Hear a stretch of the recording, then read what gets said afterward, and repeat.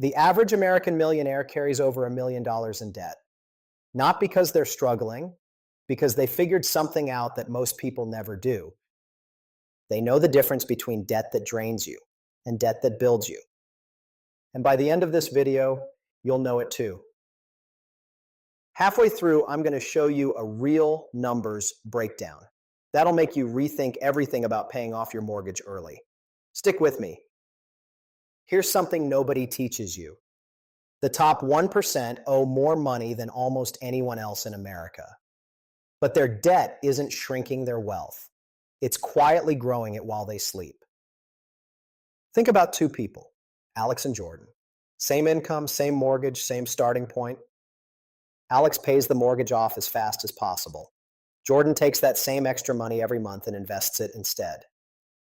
20 years later, Alex is debt-free. Jordan has $250,000 more and retired 2 years early. Same income, same starting point, completely different life. The difference wasn't luck. It wasn't even skill. It was knowing how to use debt, not just avoid it. This is personal finance system. Every video gives you one clear system to take back control of your finances. And today's system is a simple 3-question debt decision tree. 3 questions, every debt, every time.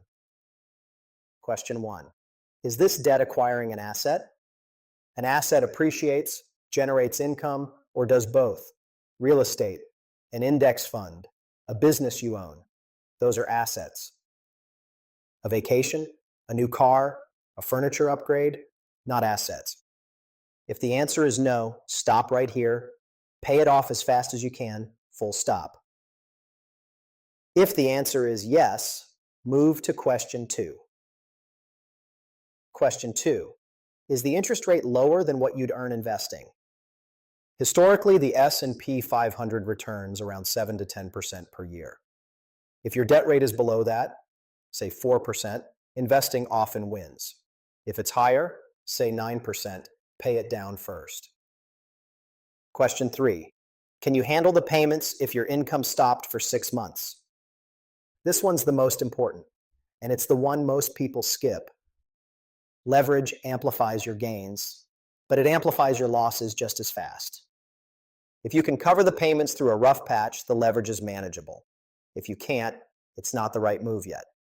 3 questions, that's it. Now here's the part that surprises people about question 2. Paying off debt feels safe. Investing feels risky. But not investing has its own risk.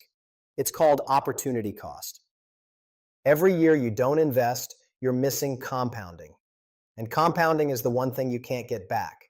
You can earn more money, but lost years of compound growth, those are gone forever. Let me show you exactly what that costs. Meet Sarah, 35 years old, earns $70,000 a year. She has a $200,000 mortgage at 4%. Every month, she throws an extra $500 at the principal. She wants to be debt-free. That feels responsible. Honestly, it sounds smart. So what's the actual cost of that decision? That same $500 invested every month in a low-cost index fund, averaging 8% per year over 20 years, grows to roughly $294,000. Paying the mortgage off early saves her around $55,000 in interest over that same period. The gap, about $239,000. That's not a rounding error. That's a fully funded retirement account she quietly walked away from. I'm not saying never pay off your mortgage. I'm saying your 30s and 40s are your peak compounding years. Every dollar you invest now has the most time to grow. Redirecting those dollars to low interest debt has a cost. It's just invisible until 20 years later. Now here's the mistake I see people make once they learn this. They go from pay off everything to leverage everything. That's just as dangerous. An investment property sounds great in theory, but what if vacancy, a repair bill, and your mortgage all hit at once, and you have no cash buffer? That's not wealth building. That's a financial crisis you created yourself. So before you use debt as a lever, build the foundation. High interest consumer debt is completely gone. You have 3 to 6 months of expenses saved. Your income can handle a bad month without panic. Once that's solid, strategic debt becomes a real tool, not before. And I want to be honest with you for a second. Your instinct to avoid debt wasn't wrong. Payday loans, credit card balances, buying things you can't afford that destroys wealth, full stop. But there's a clear line between debt that drains you and debt that builds you. Wealthy people understand that line. They live on it.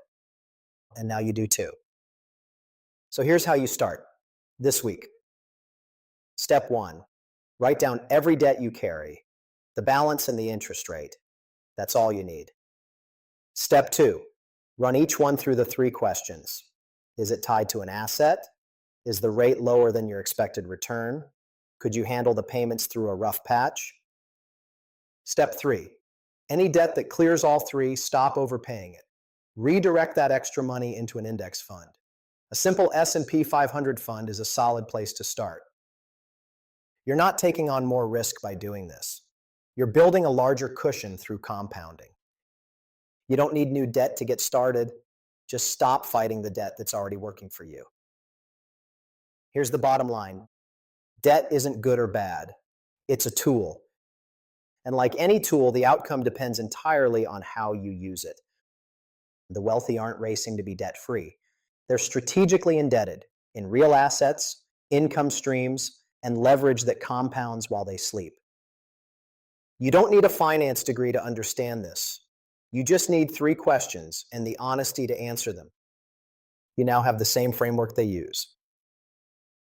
If this changed how you think about debt, send it to one person who's been grinding to pay everything off as fast as possible.